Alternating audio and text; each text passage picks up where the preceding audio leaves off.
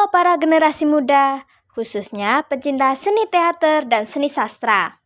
Saya Nisa Kirana Alfi Santoso sebagai host podcast pada hari ini. Podcast pada kesempatan hari ini berjudul Pitesas, Bincang Teater dan Sastra. Jadi, hari ini kita akan membahas tentang teater dan sastra. Menarik ya topik perbincangan kita pada hari ini? Karena mungkin teman-teman pendengar ada yang memiliki minat dan bakat di bidang seni teater dan seni sastra, tetapi masih ragu-ragu untuk menjalaninya dengan sepenuh hati, atau bisa jadi malah masih takut. Nah, pada kesempatan ini, saya bersama seorang narasumber akan memberikan gambaran dan motivasi untuk teman-teman pendengar yang berminat dan memiliki bakat di seni teater dan seni sastra. Narasumber hari ini yaitu Ibu Lina Indriawati Santoso. Beliau adalah seorang pegiat seni dan budaya, terutama seni teater dan seni sastra. Kira-kira bagaimana ya perbincangan kita pada hari ini? Penasaran kan? Yuk simak perbincangannya. Halo, selamat siang Ibu Lina. Selamat datang di podcast Pitesas, Bincang Teater dan Sastra. Selamat siang Mbak Nisa. Terima kasih sekali sudah mengundang saya di Pitesas ya. Suatu kehormatan nih saya bisa hadir di sini. Baik Bu Lina, untuk podcast hari ini kita akan membahas tentang teater dan juga sastra ya Bu. Dari Bu Lina sebagai pegiat seni dan budaya, terutama seni teater dan juga seni sastra atau penulis gitu ya Bu. Yang pertama Ibu ikuti itu yang mana ya Bu? Sebelumnya maaf ya Mbak, suara saya agak-agak serak begini. Soalnya saya lagi flu dan batuk ini. Senang banget sih saya bisa cerita di sini tentang pengalaman saya di dunia kepenulisan dan juga teater. Kalau Mbak Nisa pengen tahu yang mana duluan, saya itu menulis dulu. Atau lebih tepatnya saya lebih senang membaca dulu. Jadi berawal saya itu hobi banget membaca, seneng banget membaca apapun itu, tapi khususnya fiksi ya. Jadi waktu saya kecil itu saya suka menyisihkan uang saku saya waktu SD gitu. Jadi kalau dapat uang saku itu nggak semuanya buat jajan. Saya simpan uang saya itu buat beli buku dan tidak selalu buku baru. Kalau yang di rumah itu orang tua saya berlangganan majalah Bobo waktu itu buat saya, itu dari Bapak Loper Koran itu sudah rutin. Nah, untuk yang uang saku saya itu saya biasa beli majalah atau komik bekas di Loakan. Jadi di dekat rumah saya itu ada toko loa, toko buku-buku lawas gitu bekas. Itu saya biasa beli, kalau enggak majalah Bobo, majalah Joko Lodang. Mbak Nisa tahu nggak Joko Lodang? Sempat tahu ya beberapa itu. Saya juga pernah membaca itu dan juga pernah membeli juga. Dan waktu SMP itu juga sering sih membaca seperti itu, soalnya banyak tugas dan karena tugas ya. Nah, kalau saya karena memang menyukai budaya Jawa gitu. Jadi saya dari SD itu sudah membaca majalah Bobo, majalah Ceria, waktu itu ya tahun 90-an lah. Mbak Nisa belum ada. Itu saya bacanya Joko Lodang, baca apa saja. Kemudian juga ada komik atau novel-novel detektif anak seperti itu. Nah, dari situ saya senang sekali membaca. Lalu kalau di sekolah itu kita punya buku yang dari guru, buku tugas itu dulu namanya Cerah. Itu ada teka-tekinya biasanya. Nah, saya bermula dari situ. Saya mulai mengisi TTS, lalu saya kirimkan gitu. Terus kita dapat hadiah. Waktu SD itu sering banget, jadi saya ngirimnya dari teka-teki silang. Terus ada juga majalah anak namanya majalah Ceria. Saya mulai mengirimkan cerita pendek tentang cerita lucu, pengalaman lucu. Itu saya kirimkan. Saya ingat waktu itu saya pernah menceritakan yang saya tulis di majalah Ceria itu tentang cerita lucu, yaitu kejadian nyata nih Mbak Nisa. Waktu itu rumah saya itu kan suka dibuat ini apa, menitipkan sepeda sama orang, dan kebetulan saya nggak suka dengan orang itu. Orang itu tuh titip sepeda Federal warna putih. Nah, teman saya SD datang ke situ, namanya Dina. Saya bilang sama Dina, sepeda jelek, kayak kotoran, ya, gitu kan. Terus pokoknya saya jelek-jelekin sepeda itu. Nah, si bapak yang nitip sepeda itu pergi. Ternyata nggak nyampe 15 menit, orang tua saya pulang, bapak saya tuh pulang bawa sepeda yang sama persis kayak gitu. Dia, bapak saya beliin sepeda saya tuh kayak gitu. Nah, terus teman saya ketawa, loh Mbak Lin, ini kan sepeda yang tadi. Iya gitu, jadi saya malu sekali. Aduh, maaf ya, masih batuk-batuk ini. Oke. Berarti dari suka membaca itu tadi ya Bu, bisa masuk ke dunia penulis. Untuk Bu Lina sendiri dari suka membaca terus masuk ke dunia penulis, menurut Bu Lina itu seni sastra itu apa sih? Wah, ini pertanyaannya mulai berat ya. Seni sastra itu ya menurut saya sih suatu karya kepenulisan. Jadi sastra itu baik sastra dari berbagai bahasa ya, ada sastra Inggris, sastra Indonesia, sastra Jawa. Hal-hal yang merupakan karya seni menggunakan kata-kata yang indah. Menurut saya sih seperti itu. Mungkin salah ya, nanti kita coba googling apa sih itu sastra. Tapi menurut saya seperti itu. Jadi sebuah hasil karya yang menunjukkan suatu keindahan. Nah, masalahnya keindahan itu relatif. Orang-orang bisa menganggap ini indah, menganggap orang biasa.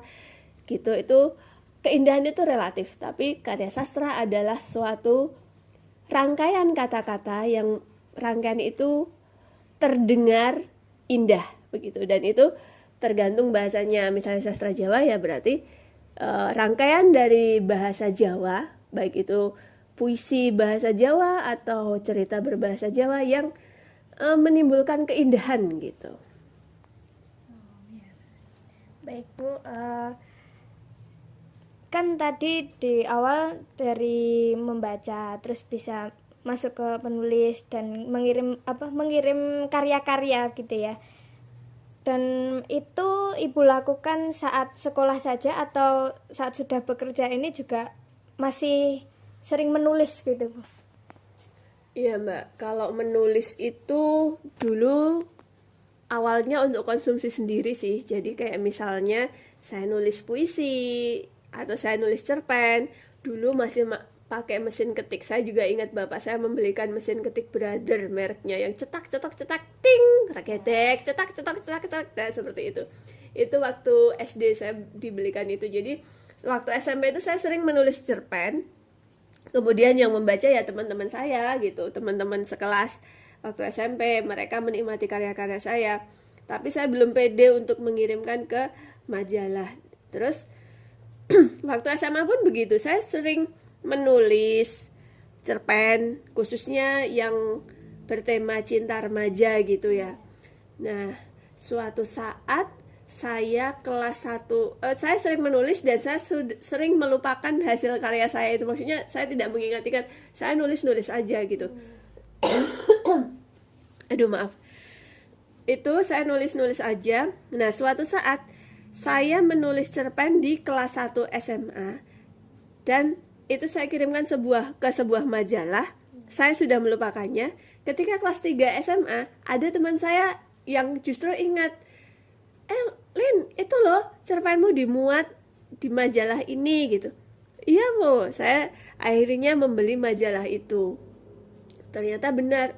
Meskipun ketika saya membaca, kok kayaknya saya kenal sih, tapi apakah benar saya menulis ini gitu. Saya pun sudah lupa, tapi saya ingat-ingat, oh iya ini hasil karya saya gitu.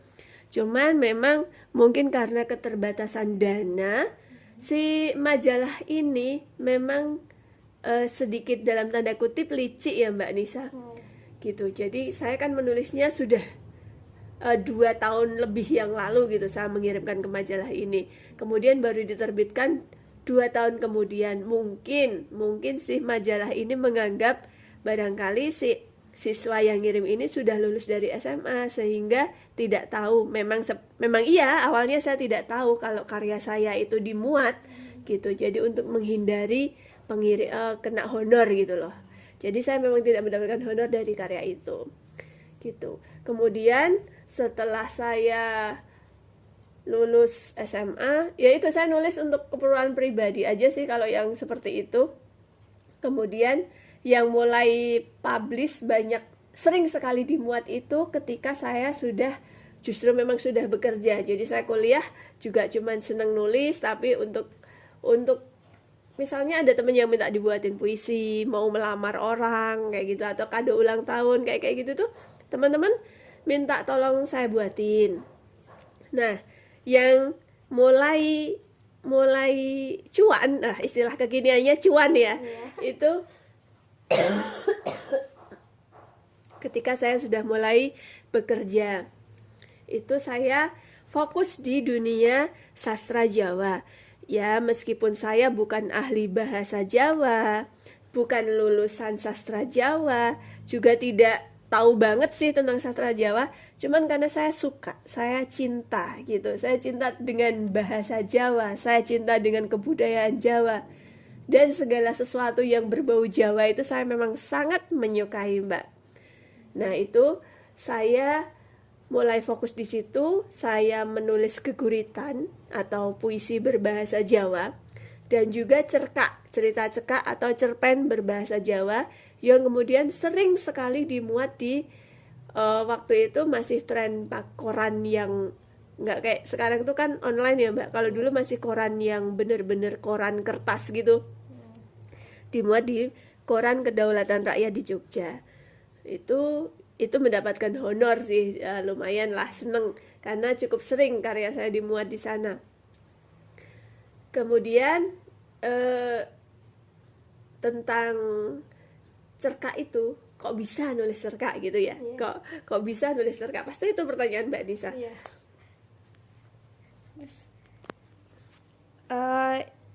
Dari tadi kan juga suka keguritan, terus menulis cerkak gitu. Dan dari karya-karya itu juga bisa menjadi hadiah atau mungkin kata-kata yang untuk juga orang yang mungkin sedang jatuh cinta bisa dikirimkan. Biasanya kan pakai kata-kata yang manis-manis, yang singkat-singkat. Nah, terus kalau dari keguritan dan juga cerkak itu tuh yang menarik apa sih, kok bisa lebih banyak menciptakan keguritan dan juga cerkak gitu? Sebetulnya kita ngomongin tentang peluang, Mbak Nisa. Jadi kalau kita cerpen atau puisi itu hampir semua orang bisa karena itu bahasa nasional, semua orang bisa. Tetapi sekarang ini kita bisa lihat wong Jawa hampir kehilangan Jawanya.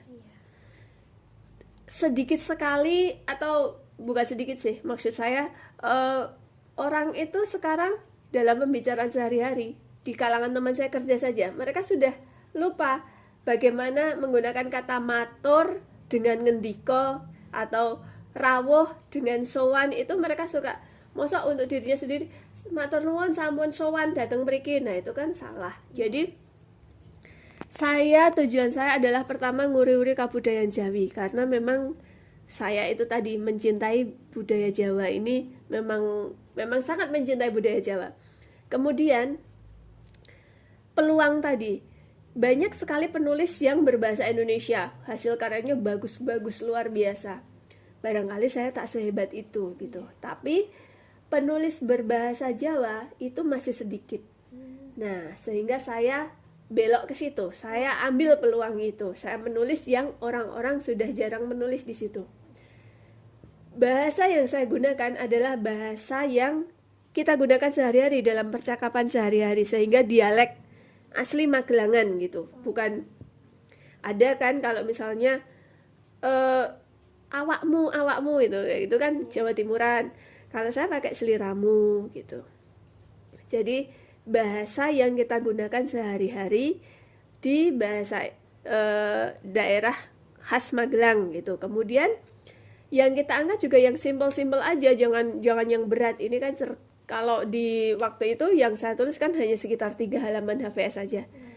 3 halaman A4 maksud saya. Jadi benar-benar cerkak karena space-nya yang di koran juga cuman sedikit. Kalau untuk geguritan juga cuman selembar gitu. Nah, bagaimana saya bisa menggunakan kata-kata itu? Kok bisa menemukan kata-kata bagus? Kok bisa menemukan kayak guru lagu gitu, kayak yang belakangnya UU semua, atau ketika diucapkan itu bisa pas. Nah,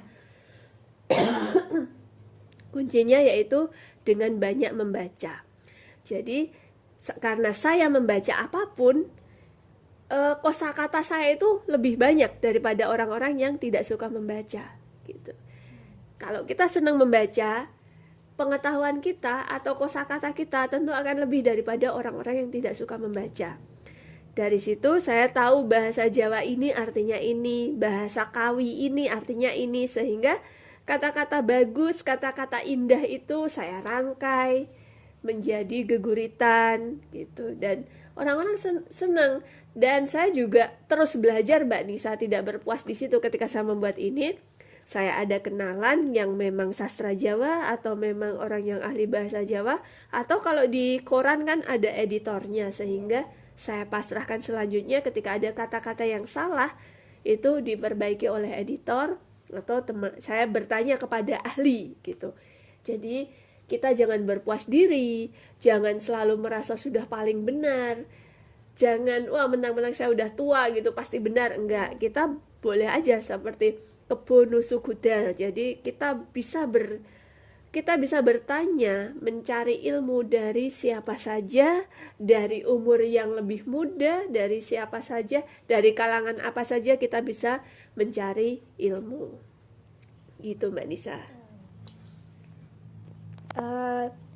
Dari karya-karya yang pernah dibuat oleh Bu Lina, itu selain dikirimkan atau dilombakan misalnya gitu, ada yang dijadikan arsip sendiri, misalnya dibuat di sosial media atau media yang lainnya begitu, Bu? Iya, Mbak Nisa, itu dia. Itu salah satu saya merasa kehilangan. Dulu itu yang saya ceritakan tadi masih diketik dengan mesin ketik Brother itu, sudah saya jilid rapi. Dan saya tinggal di rumah, waktu itu rumah saya kan ada di sekitar Terminal Muntilan. Saat ini rumah itu sudah rusak. Nah, saya ada kamar di situ. Ketika saya mau datang itu ternyata isi kamar saya dimakan rayap semuanya. Benar-benar hancur. Jadi kayak debu gitu. Jadi foto-foto teater saya, foto-foto semua foto, kemudian dokumen-dokumen penting, dan termasuk arsip karya sastra saya itu semuanya hancur dimakan rayap. Sayang sekali gitu. Sehingga saya nggak ada arsip yang berwujud fisik. Nah, kemudian kalau yang di medsos itu saya juga baru saja kehilangan, Mbak. Jadi dulu saya upload di medsos saya, IG atau Facebook itu, dilalah kok saya juga kehilangan medsos saya dan saya tidak bisa merebutnya kembali. Jadi saat ini saya tidak punya medsos gitu. Barangkali orang-orang yang pernah saya buatkan masih menyimpan hasil karya saya. Jadi ini terakhir-terakhir ini teman sejawat ya minta dibuatkan geguritan untuk melamar calon istrinya, dan alhamdulillah berhasil sehingga mereka sampai ke pelaminan gitu. Itu saya senang. Kemudian ada lagi teman sejawat yang bingung mau minta geguritan untuk istrinya kado ulang tahun. Nah gitu, saya buatkan juga, alhamdulillah berkenan. Seperti itu. Jadi mungkin mereka masih menyimpan. Kalau saya pribadi saat ini saya sedang tidak punya arsip gitu. Baik, berarti dulu pernah di post di sosial media begitu ya? Pernah. Ya, terus dari kepenulisan ini apakah ada tokoh atau seseorang yang menjadi inspirasi Bu Lina dalam menulis selain dari diri sendiri yang suka membaca gitu? Tokoh favorit ya? Iya. Saya senang dengan beberapa penulis. Di antaranya kalau novel yang saya koleksi itu karya Dewi Lestari, itu saya cukup mengoleksinya. Kemudian ada satu yang dulu saya pernah suka, tapi kemudian saat ini saya tidak lagi mengoleksinya. Saya tidak perlu sebut nama ya, tapi jadi gini, yang ingin saya sampaikan adalah ketika seorang public figure, baik kita berbicara secara luas saja, jadi bukan hanya karena dia penulis, tapi siapapun, kok dia sudah mulai menebar kebencian, nah itu saya sudah tidak suka. Ketika kita tidak satu pemikiran dengan orang lain, tidak perlulah kita menebar kebencian. Jadi ada satu penulis yang sebetulnya karya-karyanya bagus, tapi pada suatu masa pemilihan umum, tokoh ini menebar kebencian gitu. Dia tidak peduli ini apakah berita nyata atau berita bohong, dia tebar kebencian sedemikian rupa gitu. Dari situ saya tidak menyukai penulis ini gitu. Jadi saya menyukai penulis yang oke lah dia concern di bidang penulis, bidang sastra, ya sudahlah nyemplunglah di situ, buatlah karya-karya yang bagus. Ketika dalam dunia politik dia berseberangan pendapat dengan seseorang, janganlah dia mencebur terlalu dalam, atau justru lebih dari itu dia menjelek-jelekan yang bukan pilihannya gitu. Ketika dia tidak memilih orang itu tidak masalah, tapi tidak perlu menjelek-jelekan. Nah itu membuat saya nggak srek dengan penulis ini, sehingga saya tidak lagi mengikuti hasil-hasil karyanya gitu. Kalau geguritan, saya belum ada tokoh favorit siapa gitu, karena itu kalau geguritan tadi hanya muncul begitu saja. Tapi kalau yang berpengaruh besar terhadap tulisan-tulisan saya yang berbahasa Indonesia barangkali Dewi Lestari. Oke. Berarti kalau dari yang bahasa Indonesia itu tadi Dewi Lestari gitu ya. Terus yang mungkin yang berbahasa Jawa lebih ke diri sendiri ya, karena yang Iya sih, lebih kayaknya pengalamannya lebih minat dari diri sendiri gitu. Terus dari Bu Lina, apakah selama di dunia penulis ini tuh pernah merasa kesulitan misalnya dalam menciptakan suatu karya gitu? Wah ya sering Mbak, sering banget itu. Kita nggak selalu lancar dalam menulis ya, kadang kita tiba-tiba blank, atau nulis banyak tiba-tiba mandek aja. Kita ada di titik gelap, nggak tahu harus melanjutin dari mana gitu. Itu sering sekali seperti itu, dan barangkali setiap penulis mengalami hal-hal seperti itu. Setiap orang punya karakter sendiri-sendiri ya cara menulis. Kalau ada orang yang senang menulis itu membuat kerangka dulu gitu. Dilalahnya kalau saya enggak, saya jarang sekali membuat kerangka. Saya biasanya langsung dari awal sampai akhir ada di pikiran saya gitu. Mungkin itu titik lemahnya sehingga saya tiba-tiba ngeblank. Nah, kalau ngeblank ya sudah, kita istirahat dulu. Kita lanjutkan kalau sudah ada ide lagi gitu. Tapi biasanya kalau cerpen sih nggak terlalu rumit sih. Maksudnya langsung nemu lah gitu. Cuman itu dia yang barangkali sampai sekarang saya belum selesai novel saya. Mungkin karena saya ngeblank itu dan saya belum melanjutkan lagi. Doakan saja ya Mbak Nisa ya, biar novel saya bisa cepat selesai. Mungkin tadi dari Bu Lina sendiri kan tidak membuat kerangka atau gimana, jadi lebih Spontan. Ya spontan gitu. Nah terus apakah dari Bu Lina ada cara atau tips buat teman-teman pendengar ini yang mungkin pernah merasa kesulitan gitu dalam membuat karya, dan kok rasanya itu susah banget, jadi kayak belum menemukan cara-caranya gimana sih yang bisa mempermudah membuat karyanya gitu. Itu tadi saya sampaikan, setiap orang punya karakter sendiri-sendiri. Ada yang ketika ada ide langsung ditulis, idenya begini, awalnya begini, tengahnya begini, konfliknya begini, penyelesaiannya begini, penutupnya begini. Itu ada kerangkanya. Tapi ada yang seperti saya, tokoh ditulis saja gitu. Tapi ketika mandek di tengah jalan, ya kalau menurut saya istirahat aja. Memang begitu, istirahat atau kita membaca-baca karya orang untuk membangkitkan ide kita lagi. Terus yang pasti kalau adik-adik semua menulis ya tulis aja. Jadi tulis semuanya sampai akhir, jangan sebentar-sebentar dibaca dari awal, sebentar-sebentar direvisi.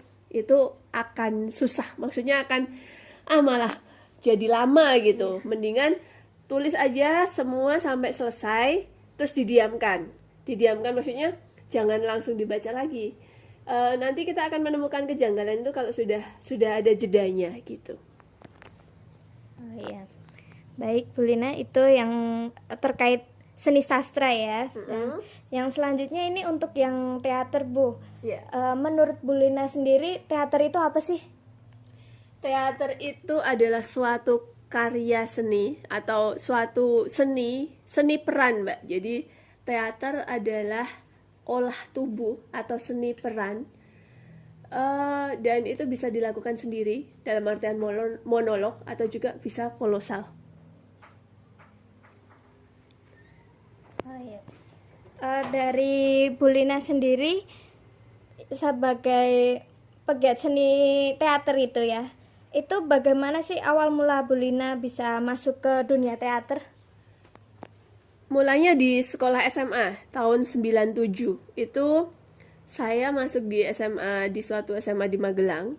Saat itu SMA itu juga udah lama nggak ada, waktu itu drama ya namanya, tidak ada drama. Kemudian pas tahun 97 saya masuk itu, kebetulan ada guru yang baru pindah dari SMA lain masuk ke situ dan mendirikan teater. Saya juga bergabung di situ, sehingga pertama kali teater berdiri di SMA itu saya langsung ikut tahun 97. Di situ saya belajar pernafasan, saya belajar pendalaman karakter, saya belajar menghafal naskah, saya belajar memahami naskah, bedah naskah, menulis naskah, dan semuanya.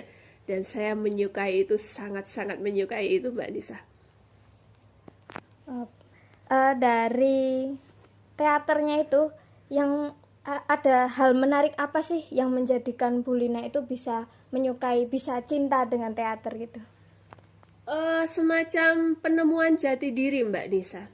Jadi waktu kita SD atau SMP itu kan kita masih dalam mencari jati diri ya. Kita ini bisanya ngapain sih? Kita ini akan kemana sih? Seperti itu. Waktu SD SMP itu kan biasanya kalau berteman gap-gapan ya. Maksudnya yang cantik dan kaya akan berkelompok sendiri, kemudian yang miskin dan jelek akan berkelompok sendiri. Nah, saya termasuk yang miskin dan jelek itu, Mbak Nisa. Sehingga agak susah gitu, maksudnya temennya ya itu aja. Nah, dilalah ini saya SMA pergi dari itu zona tadi zona itu tadi, saya melompat pergi gitu, dan tiba-tiba menemukan teater, di mana teater ini tidak satu pun dari teman-teman yang cantik dan kaya itu sanggup bertahan lama di situ. Saya total, Mbak, di teater ini. Bahkan waktu itu saya sempat menjual cincin saya karena kami harus lomba di STSI Solo dan kita tidak punya dana. Saking cintanya saya jual cincin saya. Bagaimana caranya kita bisa pentas di Solo? Waktu itu yang saya lakonkan adalah Balada Sumarah. Kalau Mbak Nisa tahu, sekarang naskah Balada Sumarah karya Tentrem Lestari itu lagi happening banget ya, di mana-mana dipentaskan se-Indonesia, karena itu naskahnya sudah pernah memenangkan suatu lomba. Naskah pertama Balada Sumarah sayalah yang memainkan. Gitu. Saya yang memainkan naskah pertama kali, naskah aslinya sebelum direvisi banyak hal sama Ibu Tentrem. Nah, saya itu waktu itu perjuangannya cukup kuat. Jadi saya menjual cincin karena saya punya cincin. Kemudian teman yang punya mobil meminjamkan mobilnya biar kita bisa pergi ke Solo. Dan seperti itu. Jadi kita istilahnya bantingan atau patungan. biar bisa pentas di Solo, dan alhamdulillah kami juara 1 se-Jawa Bali, Mbak, tahun 2000 itu puncak kemenangan kami, atau benar-benar bahagia sekali. Seperti itu, kita bisa membuktikan bahwa meskipun kurang dukungan, kita sungguh-sungguh, kita berani berkorban apa yang kita punya, akhirnya ya membuahkan hasil yang sangat memuaskan, Mbak. Jadi alhamdulillah sekali ya bisa menang, bisa mendapat pengalaman yang luar biasa gitu. Di teater yang pernah Ibu ikuti itu, selain di berperan dalam itu monolog ya, Balada Sumarah itu. Nah, selain itu mungkin yang di teater yang lain, misalnya naskah yang lain yang mungkin ada lawan bicaranya, itu pernah menjadi tokoh apa saja gitu? Banyak sih, Mbak. Saya juga, karena banyaknya saya juga lupa, tapi saya pernah jadi penjual lombok di penjual lombok itu nama teater, nama naskahnya apa ya? Pokoknya saya pernah berperan sebagai nenek-nenek penjual lombok, kemudian pernah jadi istri pejabat, pernah jadi TKW, pernah jadi pembantu, pernah jadi orang gila, ya banyak hal sih, banyak sekali pengalaman saya, alhamdulillah. Banyak sekali ya ternyata perannya. Juga di teater itu saya dengar kan ada penyesuaian dengan karakter tokoh gitu ya. Itu tuh dari Bu Lina sendiri bagaimana sih caranya bisa menyesuaikan dengan karakter tokohnya? Kan kadang misalnya tadi yang istri pejabat gitu ya, kan istri pejabat biasanya orangnya tampak berwibawa, terus biasanya ya kadang juga orangnya mungkin bisa dibilang gagah gitu ya, karena biasanya pejabat-pejabat kan ya orang yang karismatik dan juga istilahnya orangnya tinggi gitulah, maksudnya kedudukannya tinggi ya. Itu bagaimana sih caranya? Alhamdulillah selama ini saya tidak pernah kesulitan dalam pendalaman karakter. Bahkan waktu dulu main teater itu, Bu Tentrem sempat sakit yang cukup parah sehingga beliau harus opnam di rumah sakit itu. Saya menjadi asisten pelatih, jadi saya melatih teman-teman satu angkatan saya dan adik-adik kelas, dan itu ada ibu guru waktu itu, Bu almarhumah Ibu Meni, juga bisa melihat, wah ini loh kayak Lina gini ya. Saya itu kalau lagi main teater memang melepaskan siapa saya sudah masuk ke tokoh ini, jadi saya memang melakukannya dengan hati. Kemudian secara rasional kita berpikir, seandainya saya di posisi ini, saya ada di lokasi ini, saya akan berjalan seperti ini. Itu tuh ada di pikiran saya semuanya, jadi semua ada di dalam bayangan saya gitu. Oh gitu ya, berarti lebih dari hati gitu aja ya, maksudnya udah terset di pikiran gitu, Mbak.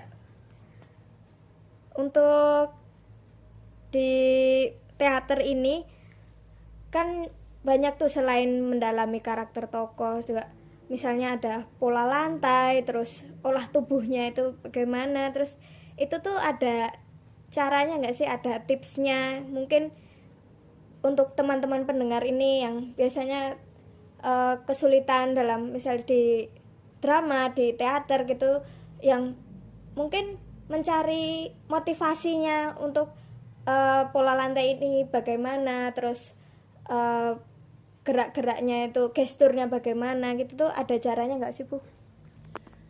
Kalau untuk itu harus banyak referensi menonton teater. Jadi kita akan semakin kaya, seperti halnya dengan menjadi penulis, kita banyak membaca buku sehingga kita punya kosakata yang banyak. Begitu juga dengan teater. Dengan banyak menonton pertunjukan teater, kita juga akan memiliki perbendaharaan yang banyak tentang teater itu. Satu yang pasti, ketika kita berlatih teater harus tetap fokus. Jangan yang katanya kosongkan pikiran, itu bukan benar-benar kosong, karena itu justru bisa ada kan terjadi kesurupan dan sebagainya itu. Nah, itu ada hal yang salah kaprah di situ gitu. Baik Bu Lina, ini untuk sesi yang terakhir ya. Oke.